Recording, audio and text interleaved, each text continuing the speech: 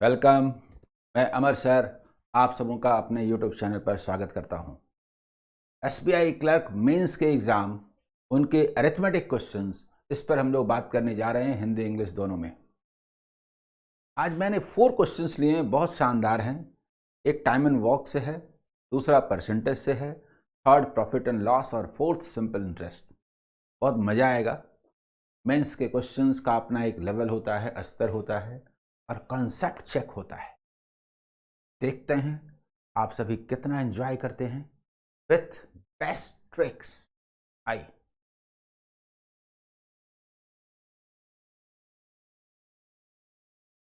अमर sir app math दिखता है, इस पर सारे ही कोर्सेज पर 50% ऑफ चल रहा है।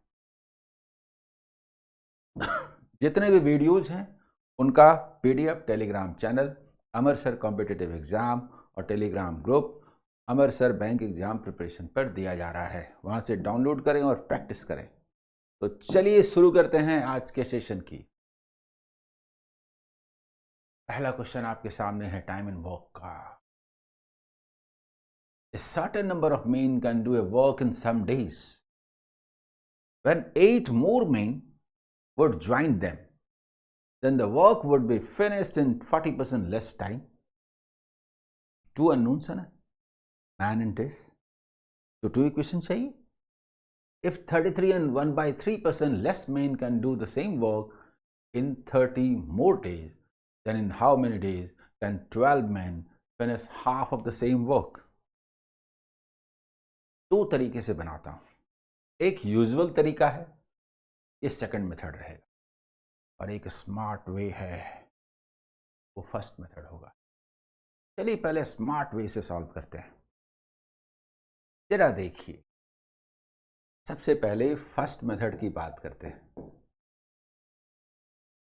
ठीक है, और कीजिए, वर्क तो फिक्स है किसी काम को करने में, मेन का नंबर चेंज हो रहा है, 8 मोर मेन, तो time they are inverse. First case में टाइम देखिए क्या है, टाइम टाइम टाइम का रेशियो। तो यदि 40% लेस हो जाए, यानी 60% हो जाए, यानी कि ये 5:3 है, तो नंबर ऑफ मेन क्या होगा? उल्टा होगा ना, मेन डबल हो जाए तो टाइम हाफ, तो ये 3:5 का रेशियो होगा, 2 का डिफरेंस होगा। जल्दी बताइए। और 2 मीन्स 8 मोर मेन, 8 मेन, तो 3 मीन्स व्हाट? इनिशियली कितने लोग थे? 12 मेन। जल्दी बताइए, ये समझ में आया? 12 मेन, इनिशियली इतने थे। मेन तो मालूम हो गया, मेन तो मालूम हो गया। अब बात करते हैं इसी तरह से डेज का। ठीक है, इसी तरह से डेज का। तो देखिए, if 33 and 1/3% less men can do the same work in 30 more days, number of main का डेज के साथ relation again inverse. Second case में देखिए, नंबर ऑफ मेन, इधर देखिए, इधर देखिए, नंबर ऑफ मेन क्या हो जाए? 33 एंड 1/3% लेस हो जाए, 1/3 लेस हो जाए, 2/3 ना हो जाए। इसका माने क्या है? लेस 33 एंड 1/3%, यही ना? तो बताइए डेज क्या होगा? 2:3, डिफरेंस इज 1। दिन कितना ज्यादा लगा? 1, और दिन कितना है? 30, यानी 30 डेज। तो 3 का मतलब, क्यों 3 का मतलब? 2 का मतलब रहते हैं ना 60 डेज। काम तो सेम है, यानी 12 मेन 60 डेज में वॉक कर सकते हैं। देखिए, 12 मेन वन वॉक को 60 डेज में कर सकते हैं, तो यही 12 मेन हाफ वॉक को वॉक को कितने दिन में करेंगे? 30 डेज होगा कि नहीं? बोलिए, क्या शानदार सवाल है। This is the best method. Second method से बनाऊं? चलिए सेकंड मेथड से बात करता हूं। सेकंड मेथड, मान लीजिए कि एम मेन किसी वॉक को डी डेज में कर सकता है, तो M1 D1 is equal to first case 8 men more होते, यानी कि ऐसा होते तो 40% लेस टाइम लगता, 60% टाइम लगता। जल्दी बताइए, ये है ना, ये है ना, ये है ना। और इसको सॉल्व किया तो क्या आया? 5 men 3 men 2 men is equal to 24 days. That means कि 1 मैन 12 डेज। ये फर्स्ट पार्ट। और फिर सेकंड पार्ट इसी तरह से, सेकंड पार्ट बोलेंगे वही एम डी। देखिए 33 एंड 1/3% लेस मेन होते, 2/3 मेन होते, तो इनिशियली काम कितना है? इनिशियली यदि 2/3 मेन होते तो 30 मोर डेज लगता। जल्दी बताइए, आराम से। 3 मेन, देखिए यहां पर ये कैंसल, और आपने कहा 3D, इधर देखिए 3D और 2D, 1D is equal to 60। अब आप मुझे बताइए हमने क्या निकाला? 12 मेन 1 वॉक को 60 डेज में कर सकते, ये निकला ना।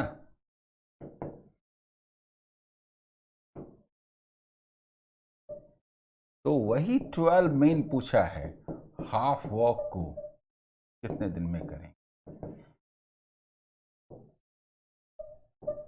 बोलिए कौन सा मेथड अच्छा लगा, फर्स्ट या सेकंड? फर्स्ट या सेकंड? ठीक है, चलें अगले क्वेश्चन की ओर। सेकंड क्वेश्चन देखिए क्या है। Monthly income of P is ₹11,000 more than that of Q. P and Q spend 15% and 10% of their respective monthly incomes on rent. तो अपने अपने इनकम का रेंट पर P करता है 15% और Q करता है 10%. While each spend 10% of his respective income, not remainder, on household items both. यानी अपने इनकम का 10% हाउस होल्ड आइटम पर और 15 और 10% रेंट पर, यानी कि 25% और 20% ये एक्सपेंडिचर हुआ अपने अपने इनकम का। If the remaining amount they saved, बाकी सेविंग है, यानी फर्स्ट का सेविंग कितना है? 75%, दूसरे का कितना? 80%। And the monthly income of household item, monthly income of P's ₹7,000 more than that of Q. समझ में आया? समझ में आया? स्मार्ट अप्रोच में बात कर रहा हूं। ये P है, ये Q है। देखिए क्या करते हैं, find the monthly income of Q। तो Q का मंथली इनकम यदि हम X मान लेते हैं तो P का होगा 11,000 माइनस X, 11,000 प्लस X या X प्लस 11,000, जो भी लिखिए, सीधा ही लिखते हैं क्योंकि 11,000 ज्यादा है। हो गया दोनों के इनकम।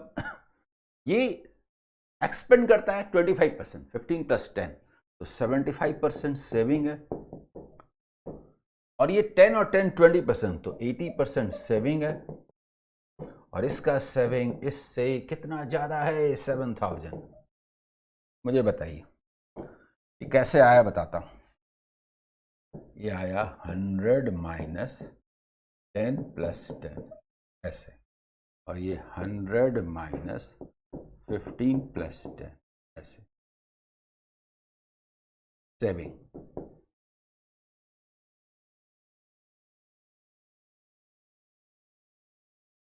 ये मजा आया कि नहीं? अब मुझे बताइए 80%, 75%, 5% उधर गया, यानी कि 5% of x is equal to 75% of 11,000। अरे भाई 1% 110 है, 11 से मल्टीप्लाई करना तो आपको आता है ना, माइनस 7,000, दैट मीन्स 1250। तो x का वैल्यू क्या हुआ? 5%, 20 टाइम्स 25,000।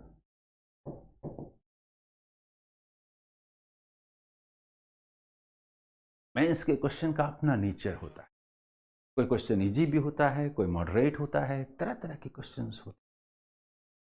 कुछ क्वेश्चंस होते हैं जिसको सभी बना लेते हैं, कुछ क्वेश्चंस होते हैं उसको वही बना पाते हैं जिनका डेप्थ होता है।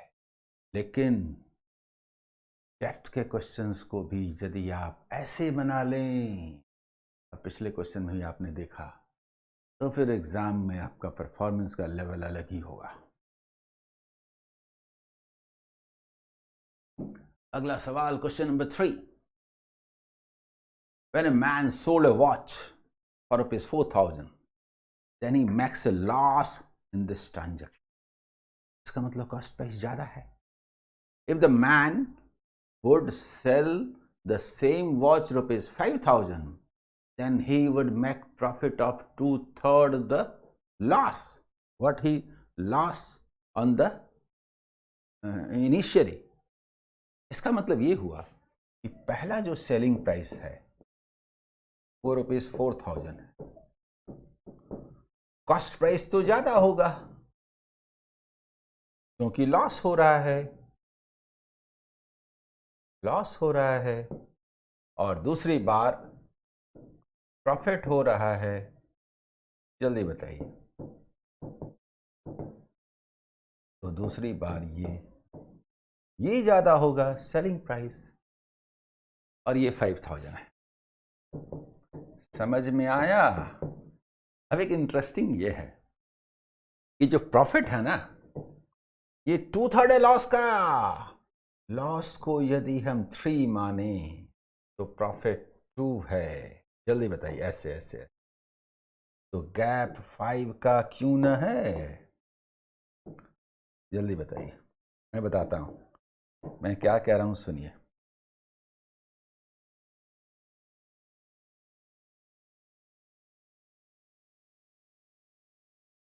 मजा ना आ जाए, मजा ना आ जाए।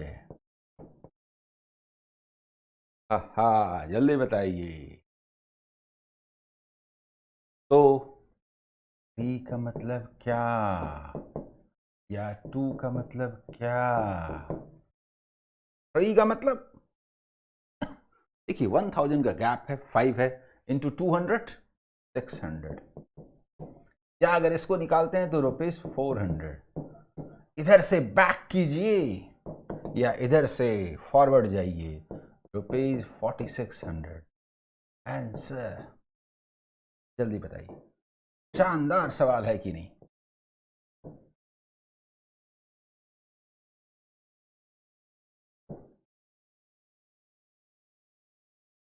शानदार सवाल है कि नहीं? लेकिन अप्रोच शानदार होना चाहिए, तभी वो मजा है। और आज का लास्ट क्वेश्चन देखिए कैसे बनाए, बोलिए। सिंपल इंटरेस्ट का सवाल है। जादू हो जाए तो सुनिए। A man invests rupees P in scheme A on simple interest for 2 years at a certain rate of interest. Okay. And he invests rupees P plus 5,000 in scheme B on simple interest for 5 years at twice the rate of interest than that of scheme A. if interest received by the man from scheme A is 10 times, सुनिए, scheme ए, scheme B, थोड़ा देखिए बनाने का तरीका देखिए। अगर time और rate same हो तो 2 इयर्स में P रुपीज इन्वेस्ट करता है तो 1 ईयर में 2P इन्वेस्ट करना होगा किसी रेट पर, और ये इन्वेस्ट करता है P प्लस 5000, ठीक है, 5 इयर्स में तो 1 ईयर में उसे ये इन्वेस्ट करना होगा। 2 गुना रेट है, नहीं वही रेट हो तो 2 गुना प्रिंसिपल करना होगा, तो जो इंटरेस्ट मिलेगा प्रिंसिपल के प्रोपोर्शनल होगा। बोले बात समझ में आई कि नहीं, मजा ना आ जाए। एक्सप्लेन करता हूं, बताता हूं कैसे लिख के, इसीलिए मैंने स्पेस भी छोड़ा है। देखिए क्या हुआ जी, P इज इक्वल टू, देखिए आंसर ही हो गया। इसका मतलब P is equal to rupees 5000। Answer बताता हूं, देखिए कैसे होता है। स्कीम ए, स्कीम बी, ये भी SI at the rate of SI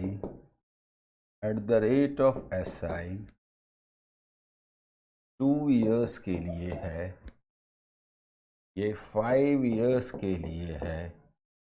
rate मान लीजिए R% पर एनम है, तो इसका रेट डबल है, 2R% पर एनम हुआ,